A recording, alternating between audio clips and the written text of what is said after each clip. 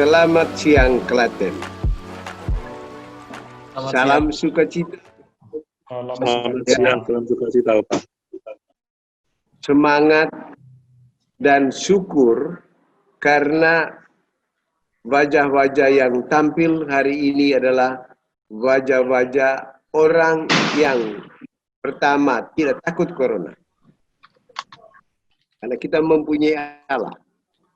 Yang kedua adalah wajah-wajah yang terus menyebarkan senyum selama isu corona ini masih merebak di seluruh Indonesia, terutama di Jawa. Itulah buah yang kita petik dari hidup kita yang taat pada apa yang tidak boleh kita makan dan terutama setia kepada Allah. Saya minta kita untuk terus menyebarkan sukacita. Karena ya masih banyak orang yang takut dengan corona. Tapi kita bukanlah orang-orang yang takut dengan corona. Dan mari kita buktikan kepada dunia bahwa kita mempunyai Allah dan kita akan bebas dari corona. Bukan berarti bebas dari kematian, karena kematian itu bukan karena virus, tapi karena Allah. Ya, mungkin hari ini saya hanya mau menyapa kita semua, dan saya ingin kita tetap bersatu, baik dalam doa, dalam tindakan, setia kepada Allah, dan setia kepada sesama, dan setia pada daftar racun kita masing-masing. Karena itulah kekuatan kita. Setia kepada Allah, setia kepada sesama, dan setia pada yang tidak boleh kita makan. Kita juga berdoa untuk keselamatan dunia dan keselamatan bangsa kita. Karena sekarang ini masa di mana isu simpang siur apa saja nanti. Karena itu orang yang tidak setia kepada Allah, dia akan kebingungan. Seperti sekarang banyak orang bingung, lalu lebih banyak salah tingkah dalam hidup. Tapi saya saksikan bahwa orang SKK itu tidak ada yang bingung, ya, tidak ada yang takut. Bahkan masih banyak yang terus berkarya menunjukkan bahwa kita hidup dan kita tetap menunjukkan sukacita ke dunia. Saya minta kita tetap bersatu dalam kasih, relasi di antara anggota SKK di Klaten terutama tetap dipelihara, supaya kita membangun satu kekuatan bersama. Supaya kita teguh dan tegar menjadi saksi kebaikan Allah. Ya, karena yang lain itu melihat kebaikan masker itu yang mendukung hidup. Kebaikan jaga jarak itu yang mendukung hidup. Kita tetap menghargai aturan-aturan seperti itu, tetapi yang paling penting bagi kita adalah kebaikan Allah lah yang memelihara hidup. Yang berikutnya, kita tetap menjadi model kebaikan dimanapun kita berada. Saya bangga karena banyak orang yang mengisi kesempatan lockdown dengan berkarya di rumah masing-masing. Saya sering memperhatikan bahwa banyak sekali yang menanam. Ya sekedar sekedar berita gembira dari Kupang. Bulan ini kami akan launching pupuk organik cair yang kami buat sendiri. Ya, diharapkan bulan ini juga kita bisa mengecek kandungannya di laboratorium di Kota Kupang. Lalu nanti kalau hasil pengecekan itu bagus, dan saya percaya karena ini kehendak Allah, maka mulai tahun ini kita akan memproduksi pupuk organik cair untuk kepentingan sendiri dan mudah-mudahan bisa untuk orang lain di sekitar kami. Yang sudah kita lakukan selama ini misalnya menanam, itu adalah satu kebajikan baru yang kita harus tumbuhkan. Karena kita harus menjadi orang contoh dalam menghijaukan bumi. Membuat bumi ini indah. Minimal kalau kita sudah membuat rumah kita indah, hijau, kita sudah bisa menjadi produser oksigen untuk keluarga kita sendiri dan diharapkan juga menjadi penghasil oksigen untuk tetangga sekitar. Terus maju. Jadi saudara-saudara, sahabat, ya, termasuk cucu-cucu di seluruh Indonesia, terutama Klaten, marilah tetap teguh, tetap setia, dan hidup menjadi saksi bagi dunia. Terima kasih, Pak Mas. Itu saja yang saya mau sampaikan.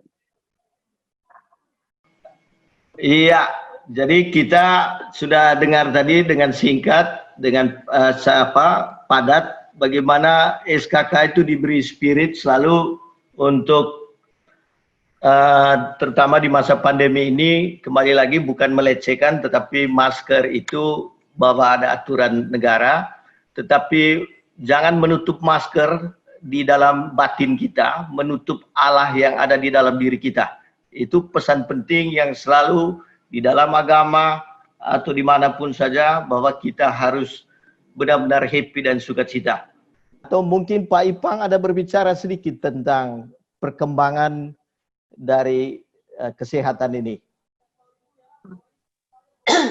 Ya, makasih. Jadi apa yang disampaikan Opa tadi sebetulnya sungguh menjadi bagian dari kasih sukacita yang diberikan pada kita semua. Memang saat ini ada kebingungan. Satu sisi ada kepastian buat kita sebagai anggota SKK. Satu sisi masyarakat di luar SKK semakin resah dengan kondisi pandemi yang angka kejadiannya positif itu tidak semakin turun tapi semakin naik. Nah, ini kan cara Tuhan untuk menguji tubuh dan jiwa kita. Karena kita beruntung bahwa di SKK ini, kita ini di SKK disatukan lewat roh ya. Jadi ada tubuh kita itu disehatkan, kemudian jiwa kita itu juga dibuat sehat, tapi kita dipersatukan, digerakkan oleh roh. Maka disitulah kesempurnaan yang kita punya. Nah, dan kita beruntung di SKK ini tidak menjadi kekhawatiran yang berlebih di saat ini. Tetapi biarlah sukacita ada di dalam tubuh kita, sehingga kita jangan khawatir dengan keadaan sekarang. Jadi biarlah orang lain khawatir dengan adanya vaksin, adanya obat, adanya herbal yang lain, tetapi kita justru beruntung punya Tuhan mengutus Opa Antonius Porat untuk bersama kita, dan kita bisa lebih baik dalam menyongsong kehidupan ini. Dan kita bisa menjadi contoh buat tadi keteguhan, terang, mungkin cahaya, dan saksi buat yang lain. Itu saja, Pak. Sebenarnya yang membuat banyak orang semakin takut karena corona ini kan hanya diketahui oleh orang-orang tertentu, tidak diketahui oleh semua orang. Dan yang kedua, juga tidak diketahui di mana corona itu. Tidak diketahui siapa sesungguhnya yang mengidap corona. Banyak orang menjadi semakin panik karena cerita tentang corona yang mematikan. Kata mematikan inilah yang membuat banyak orang panik. Bersyukurlah anggota SKK tidak seperti itu. Karena saya ingin menyebarkan optimisme bahwa jumlah yang mati karena penyakit lain sampai sekarang masih jauh lebih banyak dari yang mati karena corona. Kita bersyukur karena kita tidak takut. Tambahan lagi orang semakin panik karena belum ada obat untuk corona selain katanya vaksin yang dikembangkan.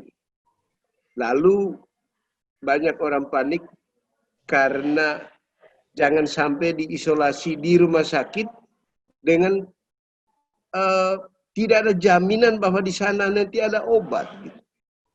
Karena obat yang ada di sana itu adalah obat coba-coba.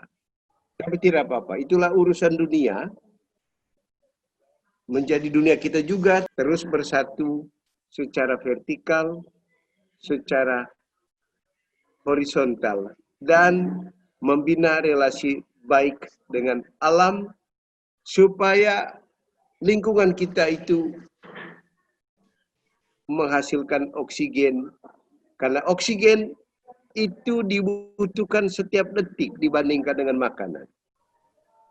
Itu artinya kita harus mampu menghasilkan oksigen supaya kebutuhan oksigen kita setiap detik itu tetap terpenuhi dari hasil karya kita sendiri.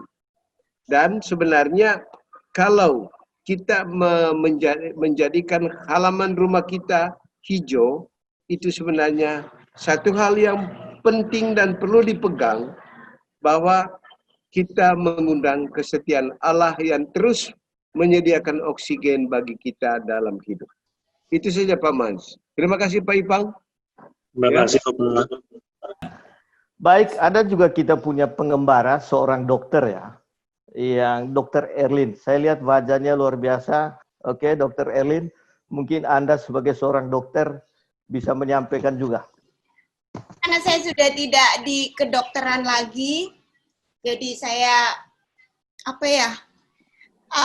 awalnya sih memang kaget juga dengan isu virus corona ini, karena sebenarnya corona juga sudah saya ketahui sejak saya kuliah, nama corona itu udah ada, dan itu yang virus yang menyebabkan banyak penyakit-penyakit influenza tapi bisa sembuh sendiri. Terus tiba-tiba kemudian 30 tahun kemudian corona ini merebak dan bisa menimbulkan pandemi global seperti itu, juga saya kaget. Dan nggak cuman saya aja yang kaget, tapi juga dari kedokteran sampai sekarang saya juga mengikuti mereka. Mereka masih kebingungan juga dengan virus ini. Dan bagaimana cara diagnosanya, bagaimana cara ini, mereka bingung. Sehingga muncullah seringkali sekarang tren webinar-webinar tentang membahas corona itu di antara kedokteran. Saya nggak tahu saya harus bagaimana, karena saya juga punya tim di seluruh Indonesia, mereka juga panik. Akhirnya saya datang ke Opa, saya harus bagaimana Opa? Akhirnya Opa mengatakan, sudah, pegang saja 3 hal. Sehat, artinya saya harus taat pada racun, tidak makan racun. Kemudian sukacita, kemudian terus berbuat kebaikan. Dan itu yang saya lakukan kepada tim saya dulu, dan juga kepada orang-orang sekitar. Ya banyak juga sih yang bilang, orang kondisi kayak gini malah suruh ketawa-ketawa. Nah itu, tapi saya bilang ya sudah kalau nggak mau ketawa ya urus, ya nggak apa-apa. Tapi saya mengajak kita untuk gembira, untuk ini terus ya. Terus saya tanya juga sama Opa, saya berdoanya harus bagaimana Opa kalau kayak begini? Saya melihat tukang-tukang ojek, semuanya kondisinya benar-benar memprihatinkan. Pedagang-pedagang sudah tidak bisa dagang lagi. Terus Opa bilang, berdoalah seperti ini. Terjadilah Tuhan apa yang harus terjadi pada kami. Sehingga itulah yang saya pegang sampai sekarang. Dan puji Tuhan, kami tidak pernah memikirkan corona lagi. Jadi 3 hal itu yang saya selalu pegang. Sehat, sukacita, dan terus berbuat kebaikan. Itu yang saya pegang terus. Dan tidak terasa rahmat itu memang diberikan pada saya dan tim juga untuk bisa tetap berkarya. Seperti itu. Terima kasih. Sampai sekarang yang saya lihat tidak ada satupun anggota timmu yang sakit dan divonis terpapar corona. Dan itu luar biasa. Kekuatannya ada padamu. Terima kasih Opa. Ya? Terima kasih banyak. Ya, karena secara medis mestinya kondisimu itu yang akan menimbulkan ketakutan, kepanikan berlebihan. Tapi justru melihat engkau yang, ya katakan banyak orang bilang lemah, tapi justru engkau lebih tegar dari semua. Ya, bagaimana kelemahan itu menghasilkan kekuatan bagi orang lain. Pegang itu baik-baik. Jangan takut dengan kelemahan. Ya, kalau tubuh kita lemah, maka pada saat itu juga tubuh kita dipakai untuk menguatkan orang lain dan otomatis menguatkan kita sendiri. Terima kasih anakku. Salam sukacita. Salam. Salam Ibu. Luar biasa, Dr. Erlin. Paling banyak memang karena saya punya penyakit yang seperti itu, mungkin rentan orang kalau secara medis saya rentan sekali kena corona ya. Ya. Saya sangat rentan sehingga orang-orang pemerintah juga sudah tahu kalau saya punya penyakit berat, tapi mereka malah kok bisa bertahan ya gitu. Ini kan soal cara membaca. Banyak orang melihat kondisi fisik yang lemah itu adalah buruk. Karena itu banyak orang kalau kondisinya memburuk, banyak orang menjadi takut. Tapi tolong dipegang Erlin, justru tubuhmu harus lemah seperti itu supaya engkau bisa berbuat lebih banyak. Ya? Begitu ya Opa ya? Iya. Baik. Karena itulah dulu ketika waktunya engkau sudah merasa tidak mempunyai harapan, kita bertemu. Ya. Jadi kita bertemu itu tidak untuk membuat engkau ya seperti yang lain, tidak. Engkau tetap menjadi dirimu sendiri, ya, supaya dunia tahu bahwa kematian itu bukan ditentukan oleh tubuh kita sendiri. Lemah di mata orang, tetapi disitulah kekuatan hidupmu. Ya, percayalah. Percaya pada Allah terutama. Dan mari kita menjadi saksi. Ya, kan itu jangan pernah pesimis. Ya. Pertama, Indonesia membutuhkanmu. SKK membutuhkanmu. Dan Allah masih membutuhkan hidupmu. Walaupun menurut orang lain, engkau lemah. Dan kita tunjukkan kepada orang lain bahwa kelemahan itu tidak membuat corona itu mendapat tempat di dalam diri. Ya, engkau tes dimanapun, bergaul dengan siapapun yang kena corona, engkau tidak akan pernah. Ya, ini berita gembira untukmu, Erwin. Karena itu senyum harus Kalau selama ini senyumnya cuma 2 kali sehari, mulai hari ini senyumannya harus 2000 kali sehari. Oke. Baik, terima kasih banyak Bapak. Terima kasih. Baik. Dan saya akhirnya baru tahu juga bahwa ternyata kelemahan tubuh yang saya alami itu bisa menguatkan orang lain. Sedikit Dr. Erlin, Anda tuh sakit apa sehingga dibilang itu menakutkan? Tapi pintu yang menakutkan itulah tadi yang bisa membangkitkan banyak orang. Sebenarnya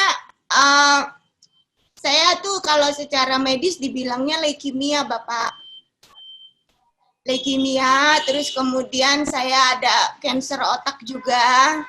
Tapi sekarang saya nggak tahu sebenarnya saya sakit apa. Saya hanya ingat satu kalimat Opa bilang waktu saya ke Kupang.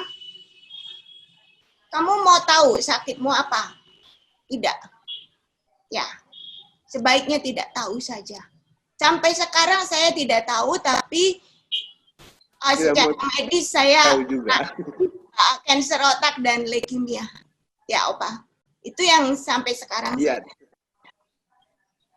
Pokoknya terus berdiri tegak, setia. Kamu harus dipilih untuk menjadi saksi bahwa Allah yang memutuskan segala-galanya untuk kita, bukan ilmu, ya? Ya, baik. Ya, oke. Pada akhirnya saya jadi mengerti karena kenapa kok saya nggak pernah kuat seperti orang lain. Itu pertanyaan saya setiap hari kepada Tuhan. Dan sampai saya pun pernah mengalami tidak bisa nafas, tidak bisa bangun, sampai semua orang menjadi saksi itu, tapi sebenarnya ya apa yang harus saya lakukan gitu kan. Tapi Opa selalu menguatkan saya dan saya sangat percaya sekali pada Opa.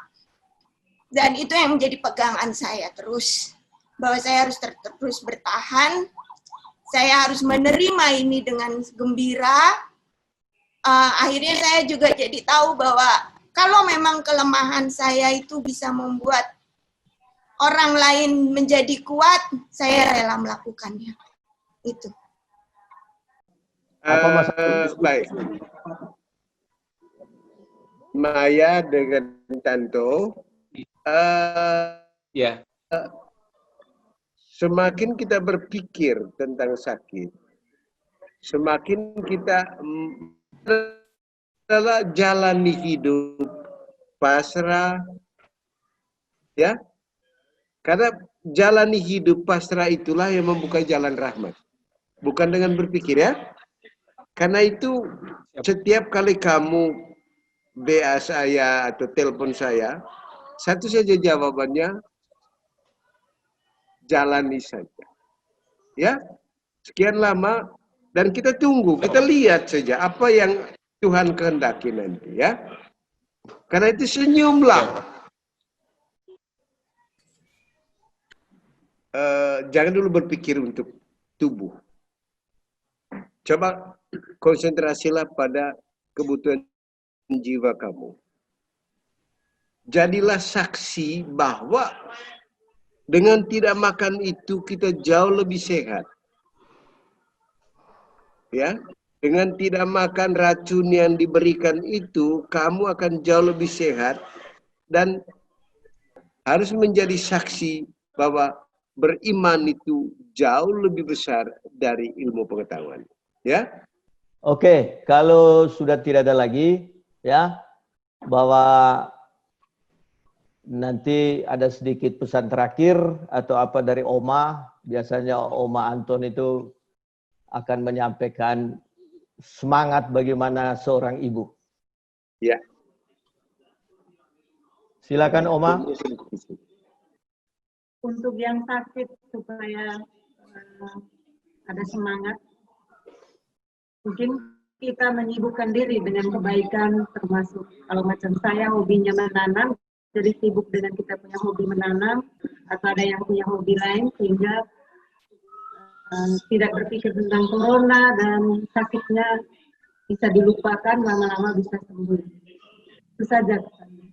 Hari ini atau apa yang dikatakan Via Dolorosa itu jadi lewat pengorbanan kita itu untuk mendapatkan sesuatu yang baik. Oke, mungkin ada pesan terakhir dari Opa untuk Klaten. Oke, terima kasih Pak Doa Mas. penutup. Ya. Pesannya sama, setia. Kita mempunyai Allah, dan agar rahmat Allah yang terus mengalir itu menjadi bagian hidup kita, setialah kepada Allah, setialah kepada kebaikan, dan setia juga dengan racun kita.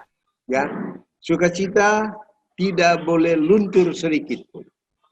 Ya, kalau hari ini kita lupa bersukacita, besok harus dibayar dengan 10 kali lipat. Ya, terima kasih.